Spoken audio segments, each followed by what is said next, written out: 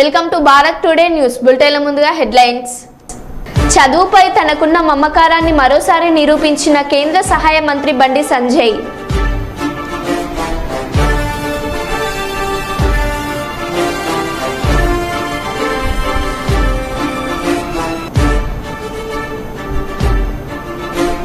నెల్లిమెర్ల ఘటనలో వైసీపీ ఆడిన డ్రామా బట్టబయలు చేసిన గ్రామస్తులు.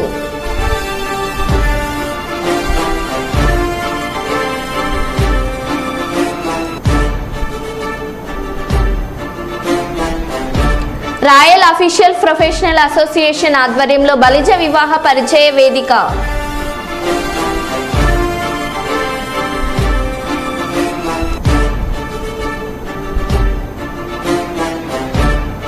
సమస్యాత్మక ప్రాంతాల్లో కార్డన్ సెర్చ్ ఆపరేషన్.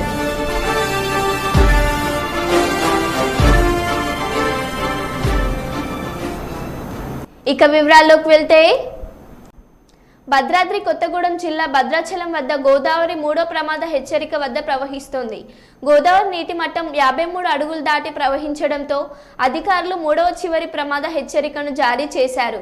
శనివారం రాత్రి 53.8 అడుగుల వరకు పెరిగిన గోదావరి నీటి మట్టం రాత్రి నుంచి తగ్గుతూ వస్తుంది. ఈ రోజు ఉదయం 6 గంటలకు 53.2 అడుగుల వద్ద ప్రవహిస్తుంది. కళ్యాణకట్ట ప్రాంతం వరద నీటిలో మునిగిపోయింది. భద్రాచలం చుట్టుపక్కల ప్రాంతాల్లో రహదారులపై వరద నీరు చేరడంతో భద్రాచలం నుంచి దిగువన ఉన్న అన్ని మండలాలకు రాకపోకలు నిలిచిపోయాయి.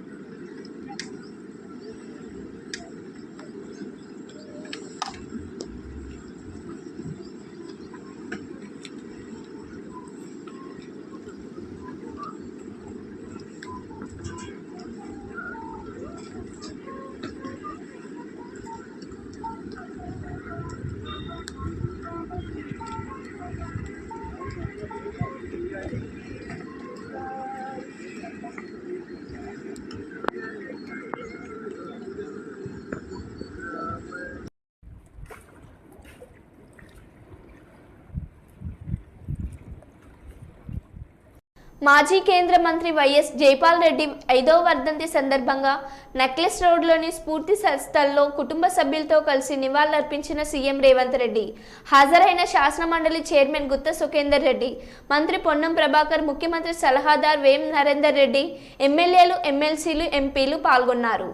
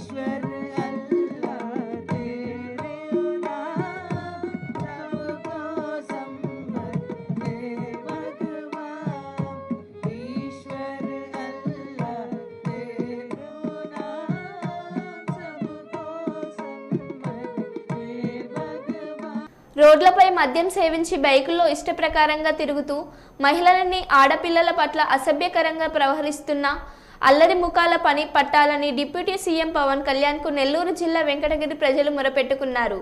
వెంకటగిరిలోని ఎన్టీఆర్ కాలనీకి చెందిన రాయని బుజ్జయ్య అనే వ్యక్తి ఓ న్యాయవాది ద్వారా డిప్యూటీ సీఎంకి లేఖ రాశారు.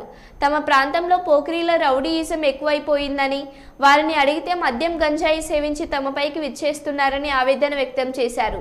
2 సార్లు పోలీసులకు ఫిర్యాదు చేసినా ఫలితం లేకుండా పోతుందని ఆవేదన చెందుతూ పవన్ కళ్యాణ్కి లేఖ రాయడంతో ఇవాళ జనసేన కార్యాలయంలో ఫిర్యాదులు స్వీకరిస్తున్న పవన్ కళ్యాణ్ ఈ ఫిర్యాదును చూసి వెంటనే జిల్లా ఎస్పీకి ఫోన్ చేసి రంగంలోకి దిగారు. తిరుపతి జిల్లా వెంకటగిరి 6వ వార్డు సార్ మాది. నా పేరు రాయని బుజ్జయ్య. నేను ఎలక్ట్రీషియన్ వర్క్ చేస్తాను. మా పాప, చిన్న పాప 10th క్లాసు, పెద్ద పాప ఇంటర్మీడియట్ 2nd ఇయర్ చదువుతుంది. ఆ పిల్లలు సండే కానీ హాలిడేస్లో కానీ ఇంటి దగ్గర ఆడుకుంటూ ఉన్నా కానీ, ట్యూషన్కి వెళ్తూ ఉన్నా, స్కూల్కి వెళ్తూ ఉన్నా కూడా, కాలేజీలకు వెళ్తూ ఉన్నా కూడా ఇక్కడ కొంతమంది మగపిల్లల వల్ల చాలా డిస్టర్బెన్స్గా ఉంది. వాళ్ళని అల్లరిగా మాట్లాడడము, టీచ్ చేయడము, బస్సులో వెళ్తుంటే బస్సులు వెంబడించడము, రకరకాలుగా మాట్లాడడము. మేము చాలాసార్లు, ఒక 4 సార్లు మేము పోలీస్ స్టేషన్లో కంప్లైంట్ పెట్టి ఉన్నాము. ఎస్ఐ గారు వచ్చున్నారు, సిఐ గారు వచ్చారు, మాట్లాడేసి వెళ్ళారు. ఈరోజు కూడా సిఐ గారు వచ్చారు మధ్యాహ్నము, ఈ మధ్య కూడా వచ్చారు. నైట్ డ్యూటీలో వచ్చినప్పుడు కూడా మాట్లాడేసి వెళ్తున్నారు. అందుకని వీళ్ళు మాట్లాడి అన్నీ చేస్తున్నారు. పిలిపించి మమ్మల్ని కూడా స్టేషన్కి పిలిపించి కూడా మాట్లాడుతున్నారు. సరే, వాళ్ళ మీద ఏంటంటే వాళ్ళకి భయం లేకుండా తిరుగుతూ ఉండి బైకులో తిరగడము. చిన్నపిల్లలు కూడా 2 సంవత్సరాల పిల్లలు, 3 సంవత్సరాల పిల్లలు కూడా రోడ్లో ఆడుకోవాలంటే కూడా భయపడే విధంగా అయిపోయినది మా రోడ్లలో. అందుకని మేము పవన్ కళ్యాణ్ గారికి తెలియజేయడం జరిగింది. తెలియజేసి మేము పెట్టుకున్నాము. అందుకని మా వీధిలోనే మా పిల్లలకే కాకుండా ఇంకే పిల్లలకు కూడా ఎటువంటి ఇబ్బంది కలగకుండా, వాళ్ళ వల్ల ఎటువంటి ఆపద లేకుండా ఉండాలని చెప్పని, జాగ్రత్తగా ఉండాలని వాళ్ళకి అప్లై చేసుకున్నాము. స్పందించినందుకు థ్యాంక్స్ అండి సార్. వరదలు ఎంత పెరిగినప్పటికీ భద్రాచలం పట్టణంలోకి చుక్క నీరు కూడా రాకుండా చూడాలని మంత్రి తుమ్మల నాగేశ్వరరావు ఇరిగేషన్ అధికారులకు ఆదేశాలు జారీ చేశారు. ముఖ్యమంత్రితో మాట్లాడి భద్రాచలం కూనవరం రోడ్డులోని కరకట్టను యుద్ధ ప్రాతిపాదికన పూర్తి చేస్తున్న నేపథ్యంలో చిన్న చితక మోటార్లు పనిచేయక కాలనీలోనికి నీరు రావడానికి వీలు లేదని, పక్కా ప్రణాళికలతో ఎక్కడ చుక్క నీరు రాకుండా చర్యలు చేపట్టాలని మంత్రి జిల్లా అధికారులను ఆదేశించారు. అనంతరం భద్రాచలంలోని ఆర్డీఓ కార్యాలయంలో అధికారులతో సమీక్ష సమావేశం నిర్వహించిన మంత్రి అధికారులంతా అప్రమత్తంగా ఉండి ప్రజలకు ఎలాంటి ఇబ్బందులు పడకుండా చూడాలన్నారు. మోటార్లు పనిచేయడం లేదని చెప్పవద్దని, ఏదైనా కాలనీలోకి నీరు వస్తే వెంటనే గోదావరిలోనికి ఎత్తిపోయాలని అన్నారు.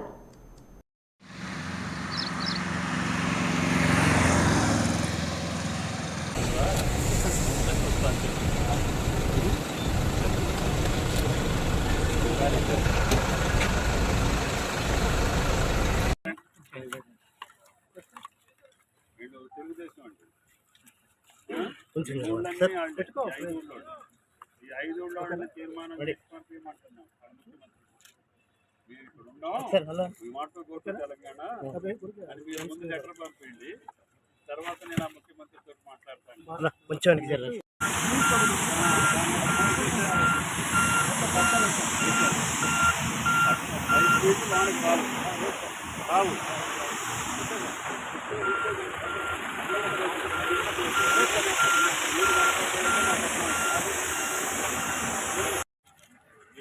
అయినా కూడా నువ్వు మళ్ళీ క్లోజ్ చేయాలంటే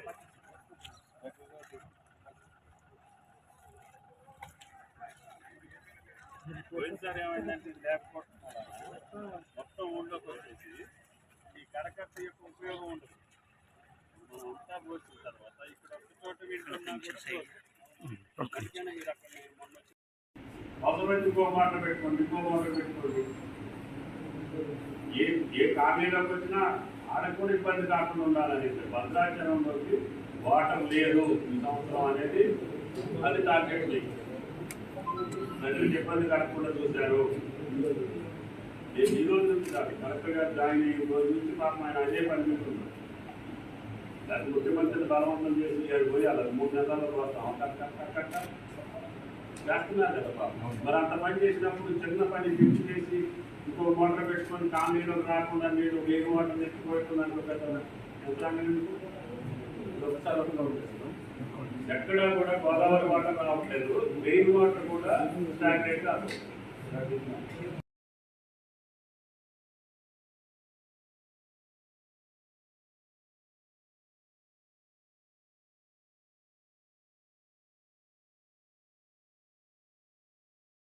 ఉండాలి, ఎప్పుడు ఏదైనా జరగవచ్చు. ఈ అరేంజ్మెంట్స్ని కంటిన్యూగా మనం ఎప్పుడు కూడా టచ్లో పెట్టుకొని డిపార్ట్మెంట్ అన్నింటినీ కూడా ఎప్పటికప్పుడు అలర్ట్గా పెట్టుకొని ఉండాలి. ఒకవేళ అర్ధరాత్రి జరిగినా కూడా దాన్ని ఎదుర్కొనేటట్టుగా అధికార యంత్రాంగం సిద్ధంగా ఉండాలి. మీకు ఏది అవసరం వచ్చినా డిపార్ట్మెంట్ వైజ్గా ఏ సంఘటన జరిగినా కలెక్టర్ గారికి ఇన్ఫర్మేషన్ ఉండాలి. దయచేసి ఆయన గారి దగ్గర నుంచి సాయం కావాలంటే మీరు ఎమ్మటి అడగాలి. ఆయన గారు ఏదైనా అవసరం అయితే ప్రభుత్వాన్ని అడిగైనా సరే చేయించే బాధ్యత మాది. కాబట్టి దయచేసి ఎక్కడా కూడా అన్వాంటెడ్ ఇన్సిడెంట్ జరగవద్దు. ఎట్టి పరిస్థితుల్లో ప్రాణ నష్టం జరగడానికి వీలు లేదు. ఆస్తి నష్టాన్ని మ్యాక్సిమం మనం ప్రొటెక్ట్ చేయాలి. ప్రజలకు ఎక్కడా కూడా ఇన్కన్వీనియన్స్ రాకుండా చూసుకోండి. ఏది అవసరమైతే అది కలెక్టర్ గారికి, ఎస్పీ గారికి, రాహుల్ గారికి మీరు ఎప్పటికప్పుడు మీ డిపార్ట్మెంట్ నుంచి జిల్లా అధికారులు ఎడికి ఇన్ఫర్మేషన్ ఇవ్వండి. ఏదంటే అది ప్రభుత్వ పరంగా అన్ని సిద్ధంగా పెట్టుకున్నాం, ఏదంటే చేద్దాం. Thank you. మైబాద్లో గంజాయి గుడుంబ నియంత్రణపై కఠిన చర్యలు తీసుకోవాలి. శాసన మండలిలో ఎమ్మెల్సీ తక్కెలపల్లి రవీందర్ రావు. చేసుకోండి. టి రవీంద్రరావు గారు. అధ్యక్ష, మా మహబూబాబాద్ జిల్లాలో ప్రధానంగా గాంజా అనేది విపరీతంగా ఉన్నది సార్.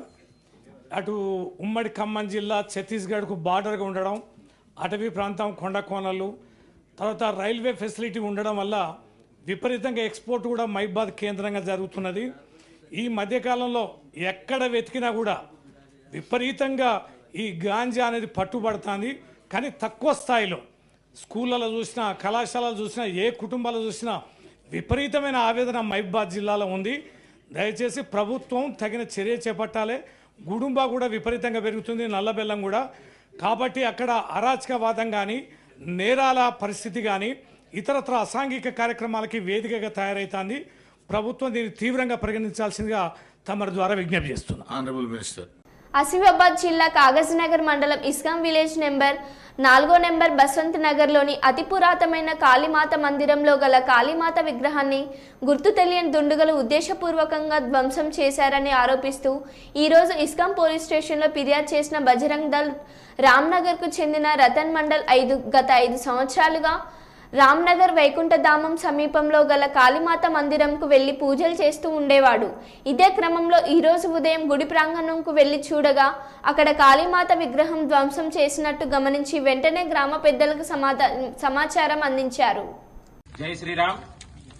నేడు ఈజ్గావ్ 4 నంబర్లో ఎన్నో సంవత్సరాల నుండి ఇక్కడ ఉన్నటువంటి కాళీ మందిర్కి మరి తరచూ పూజలు నిర్వహించడం జరుగుతుంది. బాధాకరమైన విషయం ఏంటంటే ఇక్కడ వేరే బయటి ప్రాంతం నుండి వచ్చి తరచుగా బయటి ప్రాంతం నుండి వచ్చి ఈ మందిరం చుట్టూ మత్తు పదార్థాలు తీసుకొని ఎన్నోసార్లు డిపార్ట్మెంట్ కూడా తెలియజేయడం జరిగింది. ఎన్నోసార్లు వాళ్ళు వచ్చి పట్టుకోవడం కూడా జరిగింది. కానీ ఈ మత్తు పదార్థం తీసుకొని బయటి ప్రాంతం నుంచి వచ్చిన వాళ్ళు ఆ మత్తు పదార్థం తీసుకొని మరి ఈ యొక్క మందిరంలోని కాళీమాత దేవిని అంటే దాడి చేయడం జరిగింది. ఆ దాడి ఆ విజువల్స్ చూస్తే మాత్రము వాళ్ళు కావాలని ఈ యొక్క కాళీమాత మందిరంలో ఆ దేవిపై కావాలని ఈ హింసకు పాల్పడ్డట్టు కనిపిస్తున్నాయి. ఇక్కడ చూస్తే ఈ చుట్టుపక్కల ప్రాంతంలో కూడా మొత్తము మత్తు పదార్థాలకు సంబంధించినటువంటి యూజ్ చేసినటువంటి బాటిల్స్ అవన్నీ కూడా మనకు కనిపిస్తున్నాయి. డిపార్ట్మెంట్ కూడా వచ్చి చూడడం జరిగింది. వీటన్నిటినీ కూడా బజరంగ్ దళ్ చూస్తూ ఊరుకోదు. మరి హిందువుల మనోభావాలు దెబ్బతీసే విధంగా ఈ కార్యకలాపాలు చేసే వారిని తప్పకుండా డిపార్ట్మెంట్ గుర్తించి వాళ్ళని గతంలో కాజ్నగర్ లో కూడా జరిగినట్టు మరి అరే వాడు పిచ్చోడు సైకో అని చెప్పడం కాకుండా వాళ్ళందరినీ కూడా ప్రెస్ ముందుకు తీసుకొని వచ్చి వాళ్ళని కఠినమైన చర్యలు తీసుకోవాలి. లేకుంటే బజరంగ్ దళ్ ఇటువంటి కార్యకలాపాలను చూస్తూ ఊరుకోదు. నేడు ఈజ్గాంలో ఎంతో వేల సంఖ్యలో కాళీమాతా దేవిని పూజిస్తారు. ఈ రోజు ఇలా జరగడం అనేది చాలా బాధాకరము. ఇప్పుడు పోలీస్ డిపార్ట్మెంట్ కంప్లైంట్ కూడా ఇవ్వడం జరిగింది. మరి ఈ బెంగాలీ సోదరులందరూ కూడా ఈ యొక్క సంఘటనపై స్పందించి మనందరం కూడా ఒకటై ఎవరైతే ఈ సంఘటనకు పాల్పడిందో వాళ్ళని కఠిన చర్యలు తీసుకునేంత వరకు మనందరం కూడా ఈ దేనికైనా సిద్ధంగా ఉండాలని కోరుకుంటూ బజరంగ కరీంనగర్ పార్లమెంట్ నియోజకవర్గ పర్యటనలో ఉన్న కేంద్ర హోంశాఖ సహాయ మంత్రి బండి సంజయ్ కుమార్ ఈ రోజు మధ్యాహ్నం చొప్పదండి నియోజకవర్గంలోని చెర్లపల్లిలో నిర్మించిన సీసీ రోడ్ నిర్మాణాన్ని ప్రారంభించి తిరిగి వెళ్తుండగా ఆ గ్రామ శివార్లో పొలం పనుల్లో నిమగ్నమైన రైతు కూలీలు జోరు వానలోనే రోడ్డుపైన భోజనాలు చేయడాన్ని గమనించి తన వాహనాన్ని ఆపారు. వారి వద్దకు వెళ్లి సమస్యలను అడిగి తెలుసుకున్నారు. ఆ కూలీల గుంపులో మైనర్ బాలికను చూసి ఏం తల్లి పనికి వెళ్తున్నావు, చదువు ఇష్టం లేదా అని ప్రశ్నించడంతో పాటు కుటుంబ పరిస్థితిపై ఆరా తీశారు. తన పేరు బొల్ల అక్షయ్ అని 10th క్లాస్ పాస్ అయినప్పటికీ ఆర్థిక పరిస్థితి బాగోలేక కూలి పనులకు వెళ్తున్నానని బదులు ఇచ్చారు. తనకు చదువుకోవాలని ఉందని చెప్పడంతో వెంటనే అక్కడున్న పార్టీ జిల్లా అధ్యక్షులు గంగారెడ్డి కృష్ణారెడ్డి పిలిచి బాలిక వివరాలు తెలుసుకొని వెంటనే కాలేజీలో చదివించడంతో పాటు ఆసక్తి ఉంటే హాస్టల్లో చేర్పించాలని చెప్పారు. ఈ సందర్భంగా అక్షయ్ బండి సంజయ్కి థ్యాంక్స్ చెప్పారు.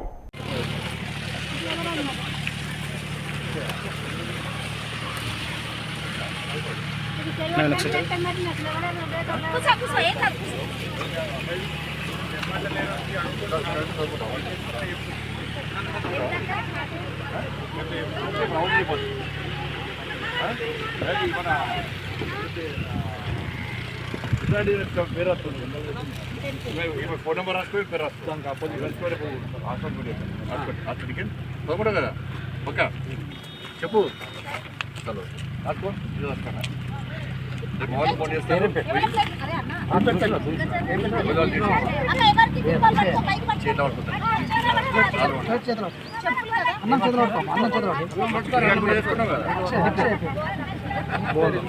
ఇప్పుడు తిన్నాం మళ్ళీ హాస్టల్ మాట్లాడవా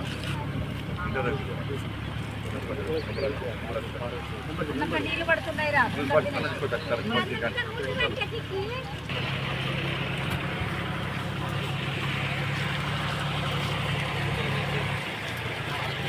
సంగారెడ్డిలో దుర్గమ్మ జాతరలో TPCC working president Jaggareddy, TG chairman Nirmala Jaggareddy పాల్గొని అమ్మవారికి ప్రత్యేక పూజలు నిర్వహించారు.